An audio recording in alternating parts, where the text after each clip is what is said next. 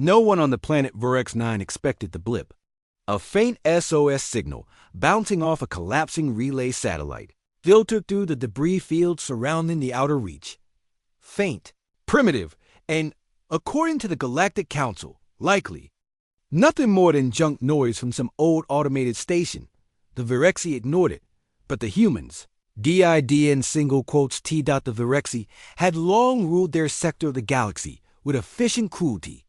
Though not the strongest species, they mastered domination. Through information suppression and surgical brutality. When they conquered a system, they erased histories, cut communication lines, and dismantled orbital arrays. No messages in. No messages out. So when they invaded Salaris 3, a quiet pre-warp colony, they did what they always did. They burned the outposts, slaughtered resistance, enslaved the native species. And when they found the small human research outpost buried in the ice canyons, they silenced it with cold precision, all except for one thing. They missed the emergency beacon dotted. Had been triggered by a 12-year-old girl, Yean Reyes, the daughter of the outpost chief engineer. With her father dead and her mother captured, she crawled into the hidden backup core chamber and pressed the ancient brass switch labeled simply, Emergency Transmission. And the signal went out. 30-7 hours later, a shadow fell over Virex-9. It wasn't a fleet. It wasn't a dreadnought. It was a single ship, but not just any ship. It was the Hell's Warden, an Earth-born deep-range Deathworlder vessel from the Terran Directorate. Black as obsidian, carved with silent rage and old battle scars, it entered orbit without announcement, without hesitation, and without mercy. Inside, Commander Dax Morin reviewed the replay of the distress call.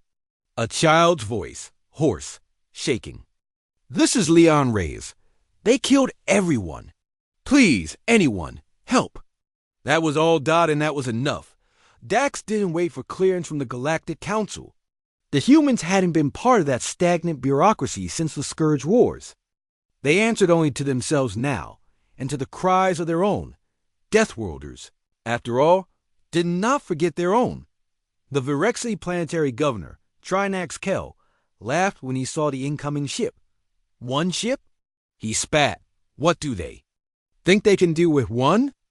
A junior officer, purple crest twitching with uncertainty, replied, "Sir, Rickard suggests it's a Deathworlder battlecruiser." Kell's eyes narrowed. "From Earth?" A nod. Kell paused. He had heard of Earth, the so-called Death World. A myth, he thought. Propaganda. No world could truly breed monsters like the ones whispered about in ancient council records, until the bombardment began. The Hells Warden didn't just attack the orbital defenses, it erased them.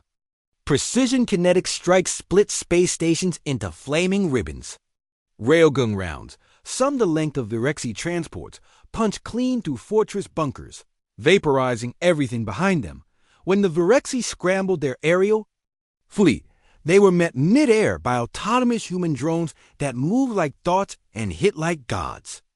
Even the atmosphere itself screamed as sonic booms shattered mountain ranges. Within 16 minutes, Virex-9's military infrastructure ceased to exist. Commander Dax sent a single message down to the surface. Release the prisoners. Return the child. Kneel. Or burn. Governor Kell chose poorly. He refused. So Dax landed. In full combat gear, face hidden beneath a matte black helmet. Dax and 6 Terran commandos descended on the capital. Virexi guards fired on sight. Not one human was even scratched. They moved like ghosts. Shadows. Death. Incarnate. Every time the Virexi tried to regroup, their targeting systems failed. Every time they called for reinforcements, the sky answered.